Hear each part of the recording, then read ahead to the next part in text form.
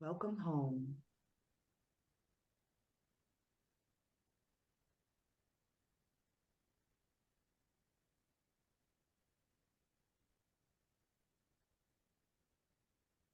There is in this place the possibility of healing, of repair, of making things right within ourselves, between us, and with the wider world.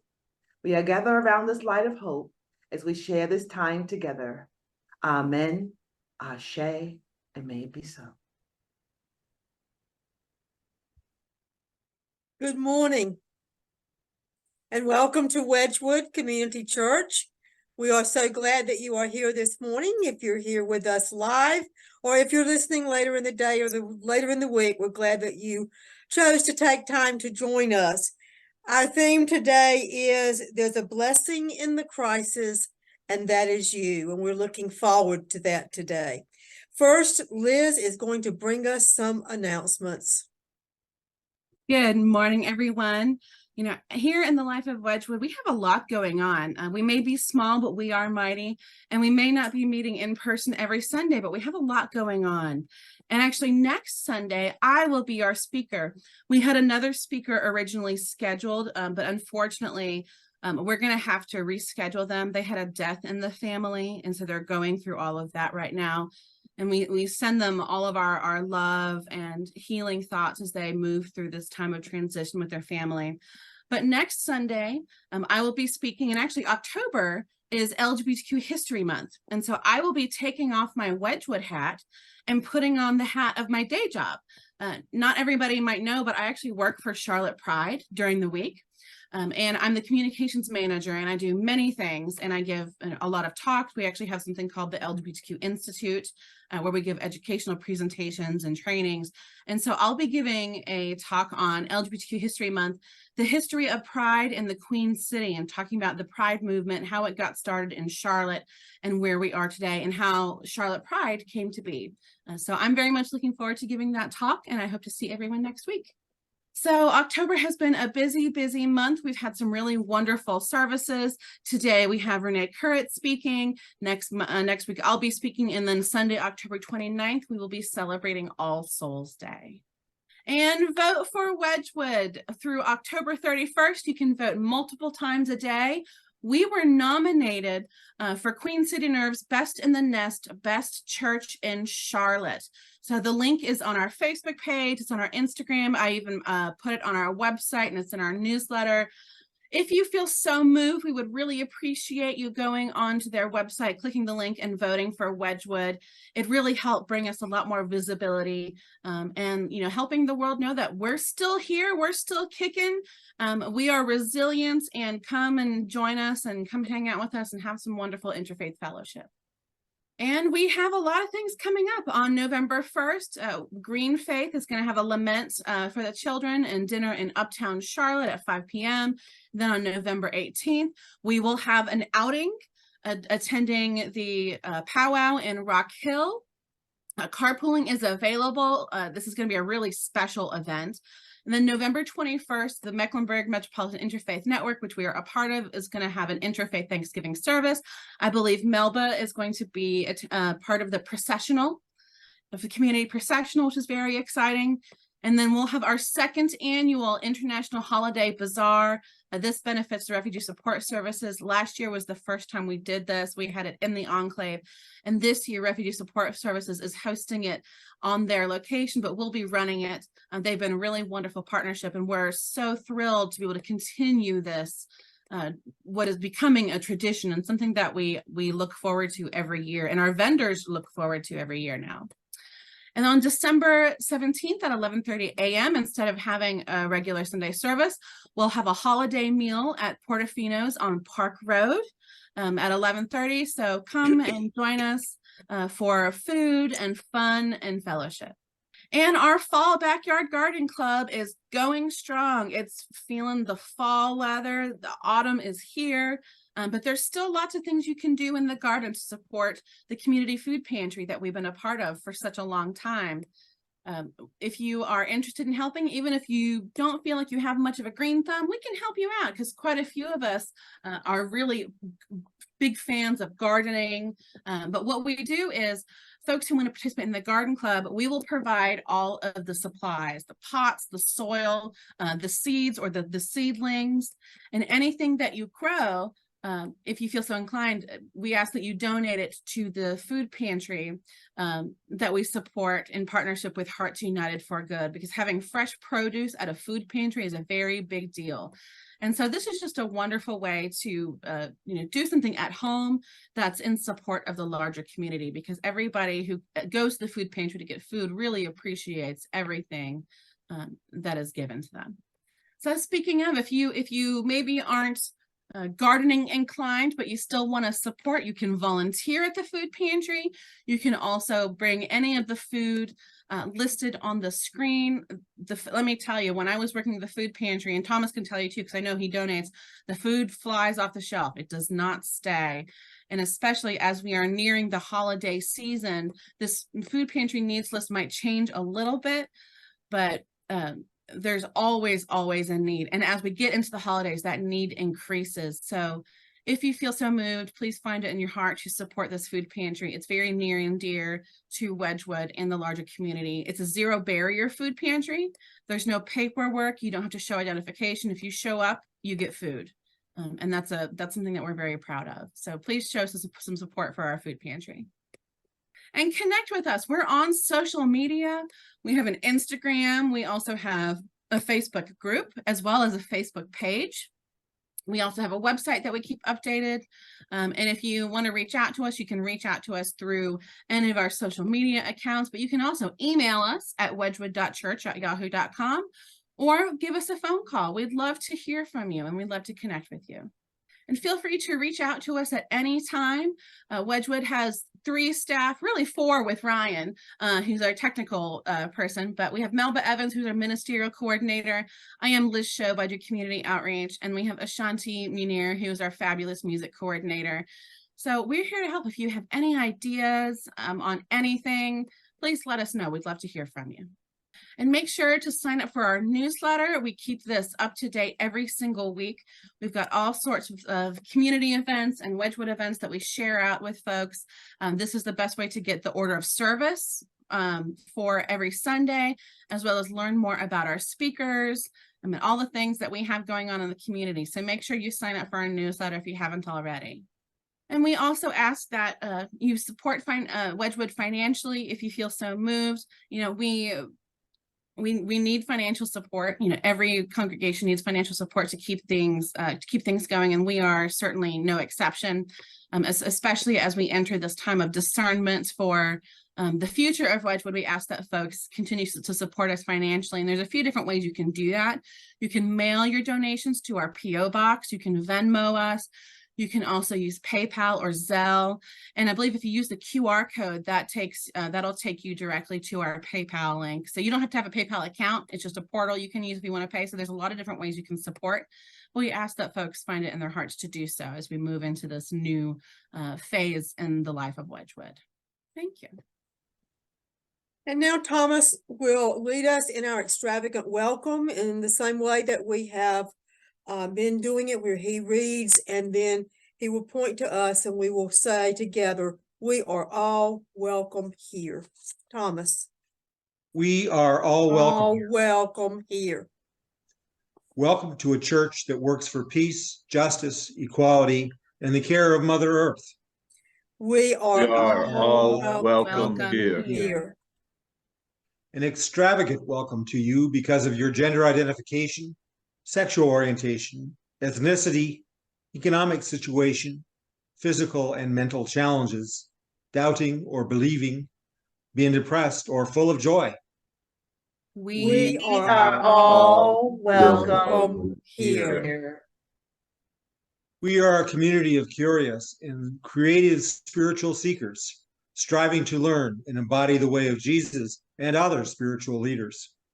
We We are are all all Welcome here. here. Like Jesus, we focus on the plundered and the marginalized as we try to address the major issues of our day.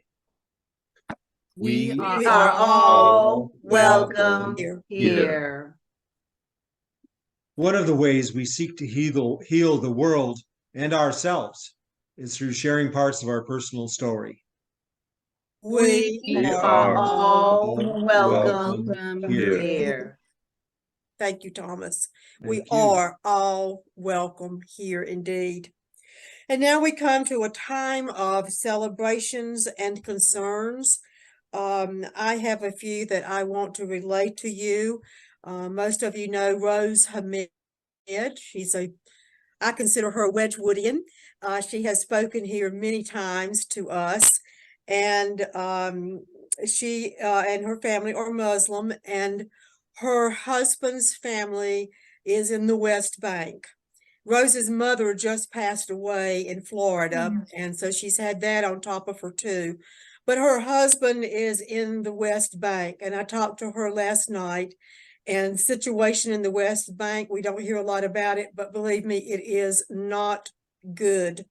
They are having sporadic electricity off and on, and they were hunkered down in their homes last night, hiding, trying to be quiet because of shooters outside, Israeli settlement people. She said pretty much shooting anything else that they encountered.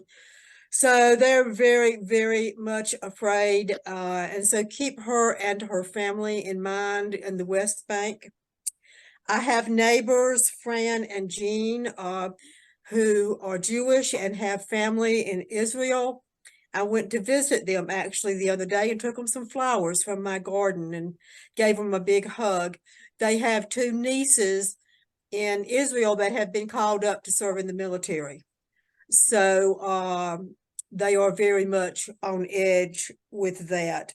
And then I learned through them of another neighbor who went to visit his parents in Israel and is staying there, will not come home now until his parents can come with him. He said he just cannot leave his older parents there alone in that situation. So, and I know there are many others out there suffering from this situation too, but I just wanted to let you know of those, and especially Rose, because she's such a friend of Wedgwood.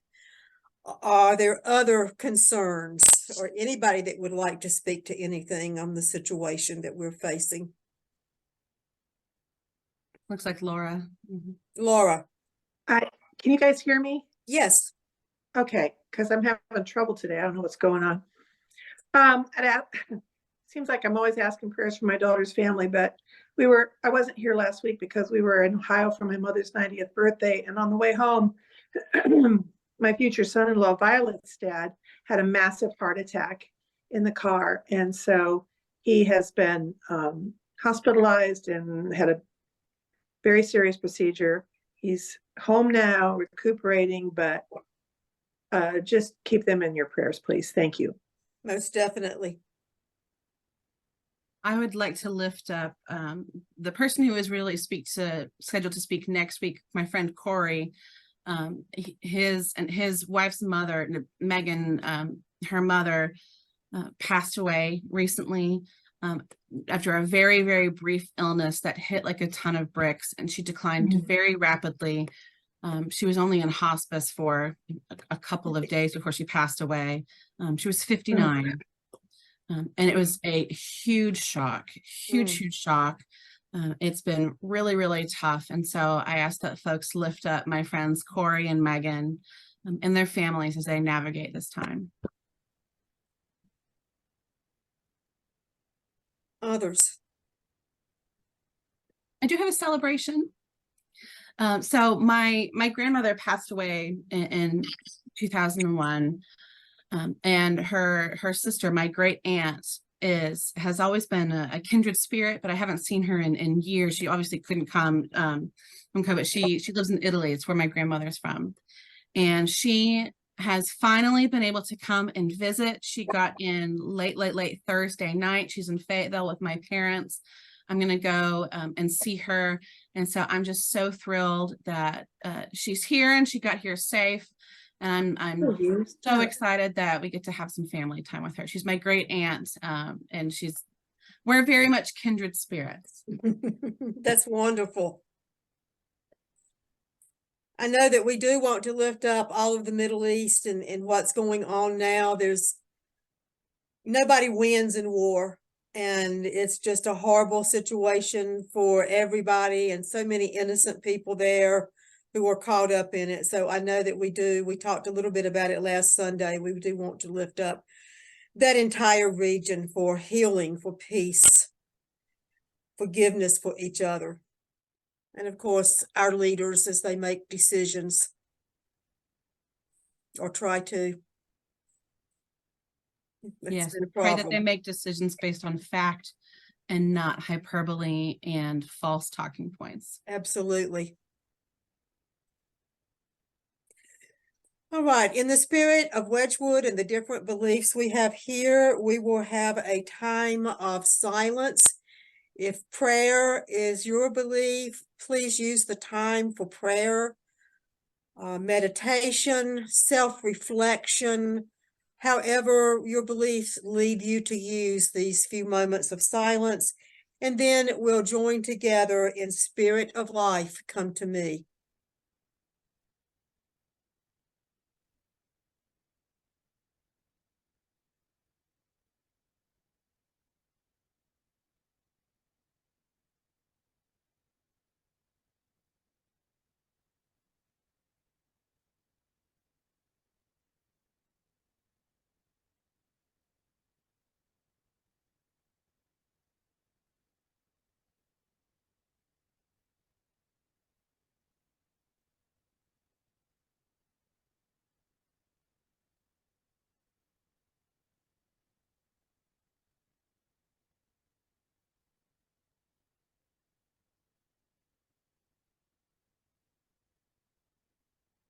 Amen. Spirit of life, come unto me. And now Laura will share with us Hope is a Thing with Feathers by Emily Dickinson. Hope is the thing with feathers. Hope is the thing with feathers that perches in the soul and sings the tune without the words and never stops at all. And sweetest in the gale is heard, and sore must be the storm that could abash the little bird that kept so many warm. I've heard it in the chillest land and on the strangest sea, yet never in extremity it asked a crumb of me. It is my honor and privilege to introduce this morning's speaker. Rene and I met in August online. We have a mutual friend who was experiencing a mental health crisis, and we were connected over Facebook Messenger about that. And our friend is all right, but Rene and I just kind of clicked, and we met for coffee. And Rene is deeply rooted in the interfaith tradition, much like Wedgwood. It felt like very much we were kindred spirits. Social justice is very much a part of who Rene is. And so I'm going to read her bio very quickly. Rene Couret is an ordained interfaith minister who has lived experience in trauma, crisis recovery, homelessness, and ministering in the queer, trans, and marginalized communities. She's also a peer support specialist in North Carolina, a plant-based chef, and an author and motivational speaker. The past few years, she has worked as a truck driver and is currently working as a teacher for a trucking academy, which gives her more time to focus on her ministry. She has a passion for being a mother to her children, self-acceptance, and recovery. And today, Rene will be sharing the message, there is a blessing in the crisis, and that is you. Welcome, Rene. Thank you. Such a blessing to be here. I can't believe it's taken me this long to be a part of your community. I learned about it many years ago. This is really right on time. There's been a lot going on. As you all reflected, there's a lot going on in the world right now. There's a lot going on with our communities, our families, our friends, ourselves. The message that I bring today, there's a blessing in the crisis, and that is you, is my personal testimony to the struggle that I've had in life that I feel is more on time than ever right now. And so there is always a storm, but there's always a flip side to that, like Liz stated earlier. There's always two sides to every coin. And sometimes the hardest thing is to remember that. And so as I start to share my story with you, I want you to know that love is the root of it all. You know, we're created in love. Our greatest teachers in life are rooted in love. And today's message is going to be coming from Mark. And it's going to be about the wind and the waves and the story of Jesus with his disciples on the water. So in a different perspective about how to surrender and trust. I do have some songs I would like to play right now in order to just get the mood together so that we can focus on love and remember that we are enough. And as I play this song, I want you to meditate and think of a storm that you have faced or you're facing now or you've faced in the past. So this song is one of my favorites currently. It has been for a few years. It's a great way to just get into that meditative space. Let me share my screen.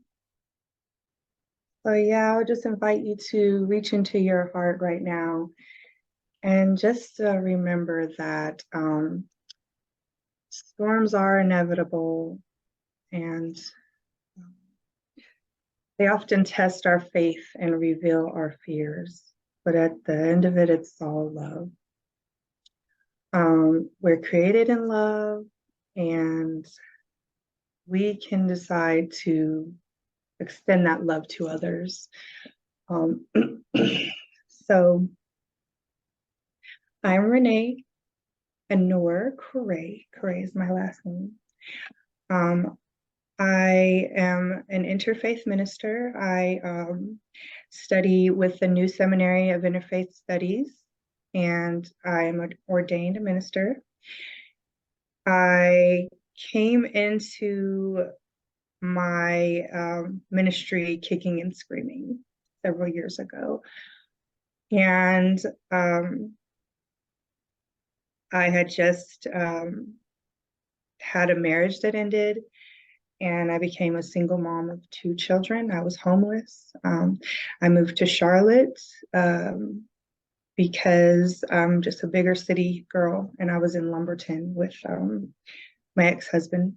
And it was a struggle, but it was the time for my spiritual journey to start.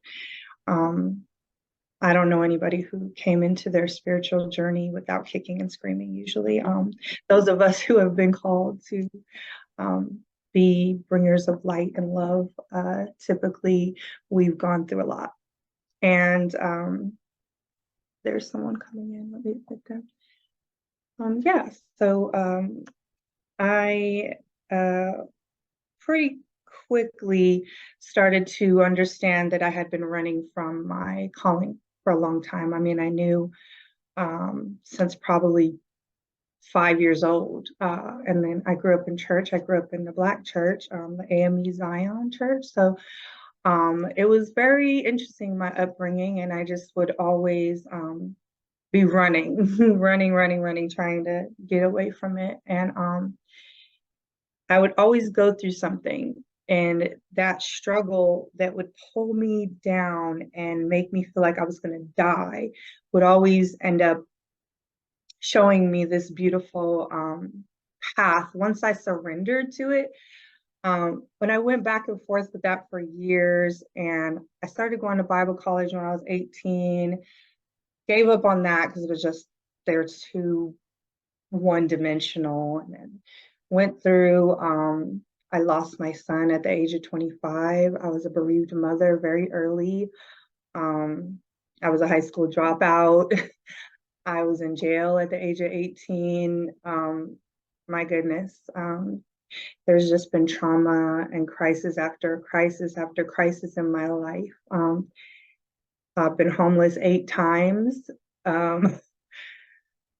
It has been a challenge, definitely. A lot of death. And I've learned that I do have a calling for people to work with people in the death and dying community because of that. I held my grandfather's hand when he was dying when I was 10. I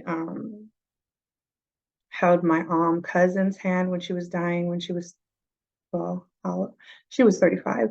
And then I held my own son in my arms and while he was dying too. And so I learned that death is a beautiful thing. It's not anything to be afraid of. And when I was in college, I did study death and dying classes as well to learn the different cultural approaches to death. And our culture is very death seeking, but yet death defying as well. Like we're looking for things to shake us up because listen, like we're sitting in our homes right now and we're looking at the news and we're seeing all this stuff around the world, but yet we're really not facing it in ourselves, you know. So there's ways that we're feeling all of this, but yet we're not we don't know what to do with it, right? Because we think we are just invincible to it. And we're not. We're all connected to this greater trauma, this greater world problem. And sometimes we have to understand that if we can't do anything else, we can just think love, send that energy, that good energy. And I learned that a few years ago in this process of transitioning to my new life post the trauma of divorce and homelessness, when I decided to stop running and God gave me this beautiful blessing. I learned that I was a medium, and I learned that there was so many gifts that I had been running from. And I'm just like, where is all this coming from? Like, I just needed to sit down and feel, you know, and that's where my book came from. This is a book I ended up publishing. This is my copy. It's very, it's like my personal Bible. It's called How to Recognize Your BS. We're going to say BS for the sake of being on camera. And get more of what you want out of life. And I thought I'm going to be this big speaker, motivational, all this stuff. And God said, nope, sit yourself down because I got news for you. It's not a monetary thing. It is a ministry. It is a ministry. And the biggest takeaway is that there's a blessing in the crisis, and that is you. And when I learned that all of the crisis and trauma that I had been through in my life was to get me to have a deeper relationship with myself and my soul, and to realize that that's all there is love. That's all there is ourselves, our relationship to God, our relationship to the world around us, and how all these teachers have just been telling us that about ourselves. We are God, we are goddesses, we are connected. Our thoughts, our inner self, our subconscious, everything. And I don't know if anybody's heard of that prayer called the Hope No prayer. And it's something where what it means is, I'm sorry, please forgive me, I love you, thank you. And there was a man in Hawaii, I think it was Hawaii, he was working with prisoners, and these are people like on death row, and he would just start to say that prayer. He would go through their files. He had never met them. He just was praying from afar, and he started looking at all their files and saying, I'm sorry, please forgive me, I love you, thank you. And he did that throughout this whole process for like maybe a few months. And they started to change. They started to get better. They started to rehabilitate. These were some of the worst criminals, and he had never met them, but just by focusing, I'm sorry, I love you, please forgive me, thank you. And when you think about that, it's there's a web that we're all connected to. And if you ever just sit and you think and just follow the names that come up in your head, sometimes it can be your sister, your brother, your mother, your friend, your neighbor, your coworker, and just kind of say their names until that ends. I learned that there's these webs that we're all connected to, and you don't know how all these people are connected unless you sit there and allow their names to pop up, and you can kind of see, okay, that web is where all these people are connected, and this web is where all these people are connected. And so that is just like been really transformational, and I would just urge you to try that sometime in your spare time.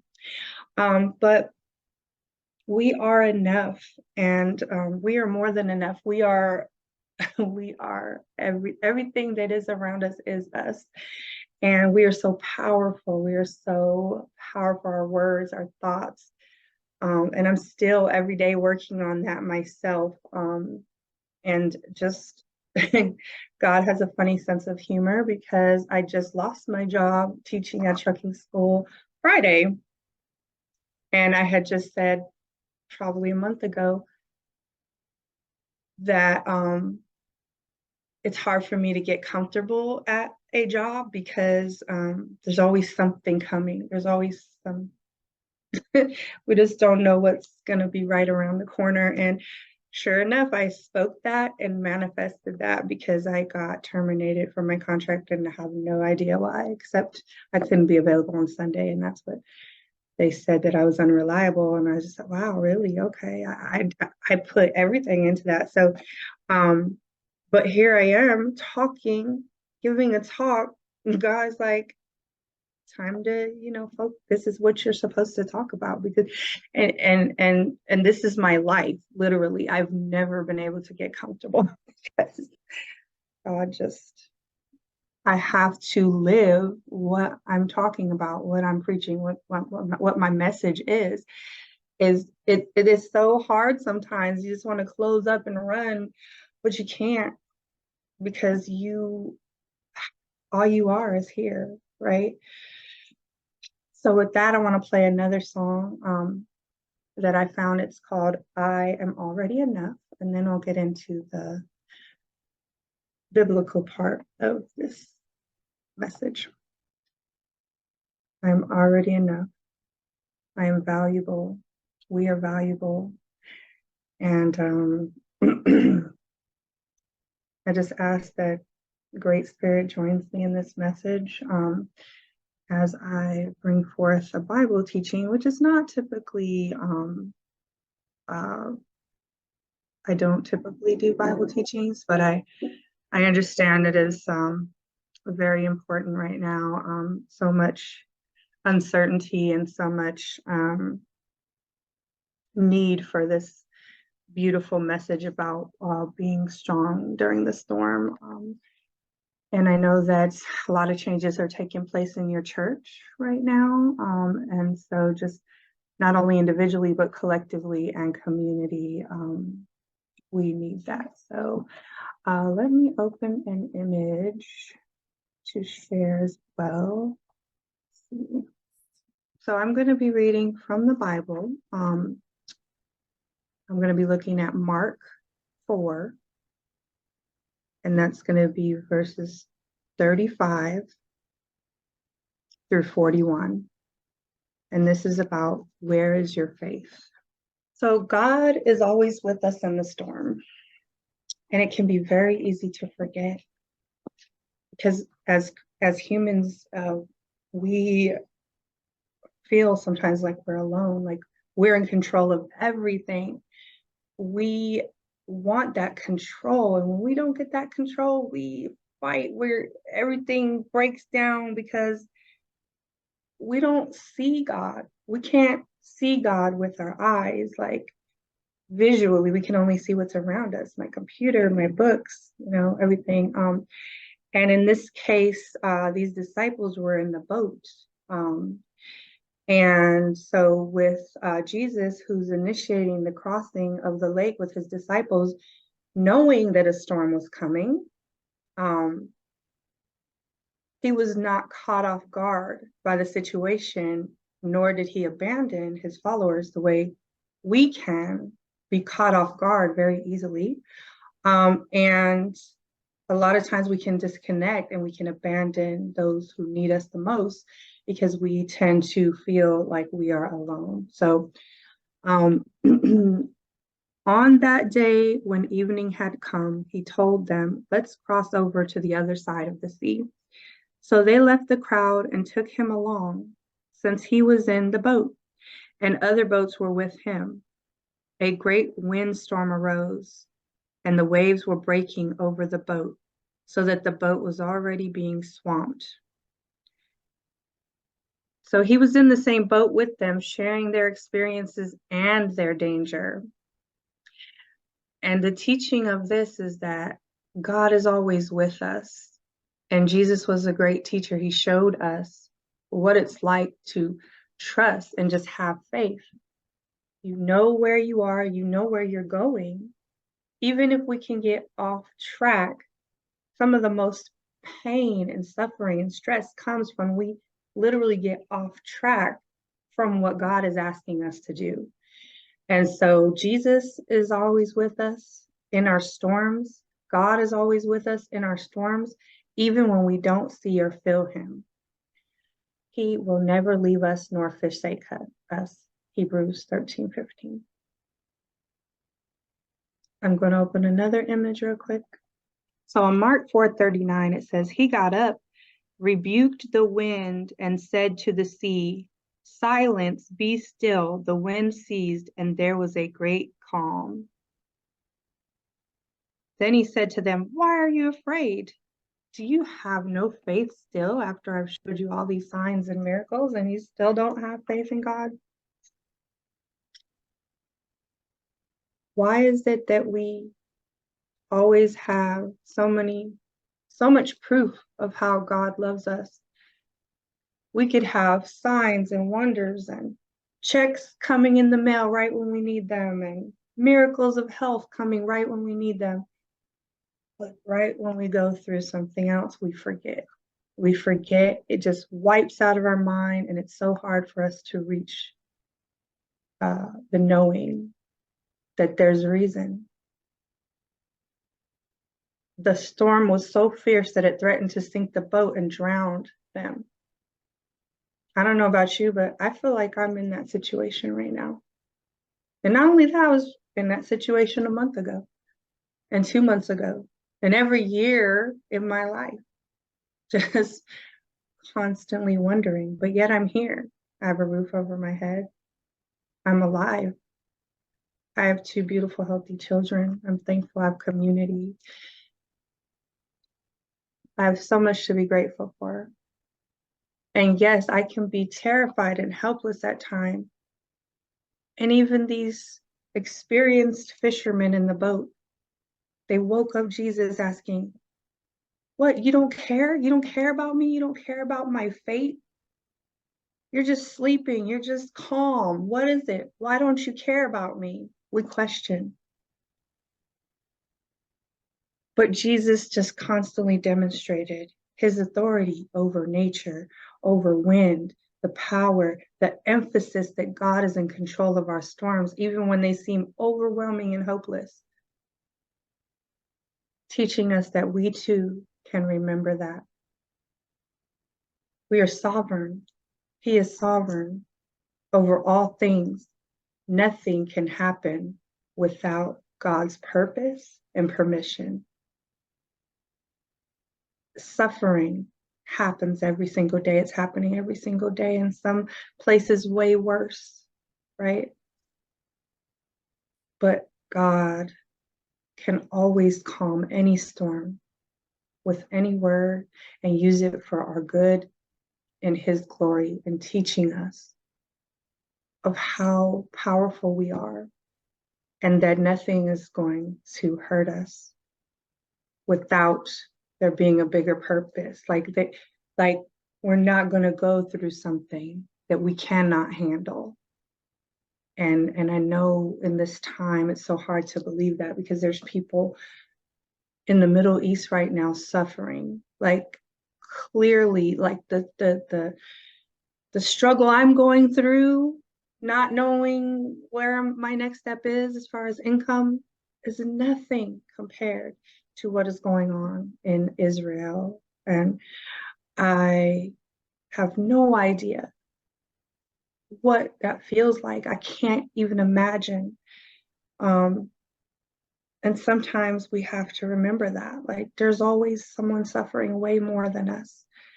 And only they know their test. Only they know what that feels like. And waking up every day and seeing this, and it's hard to think, God, how are you there? How are you there? How can you allow this to happen?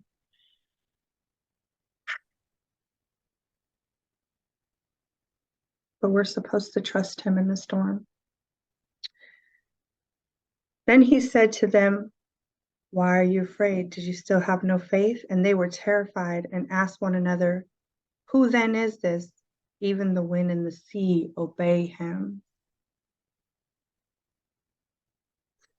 He challenged them to trust him more and fear less, to believe that he cared for them and that he could save them.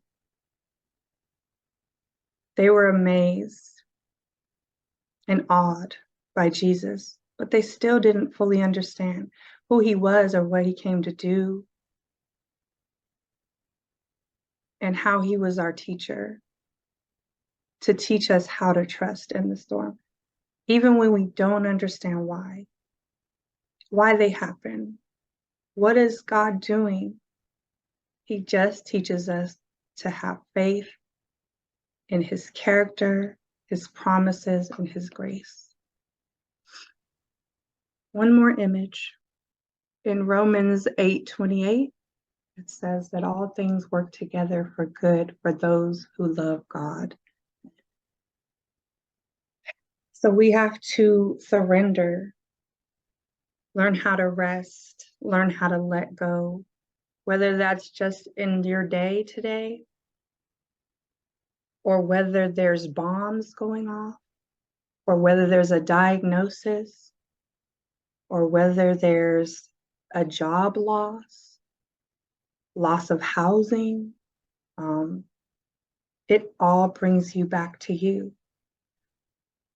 The I am, the God in ourselves.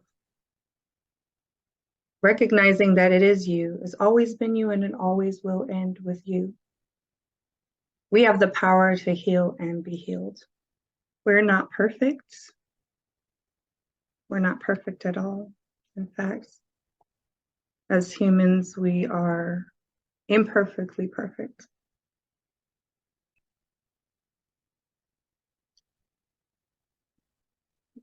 There's another song that I want to play.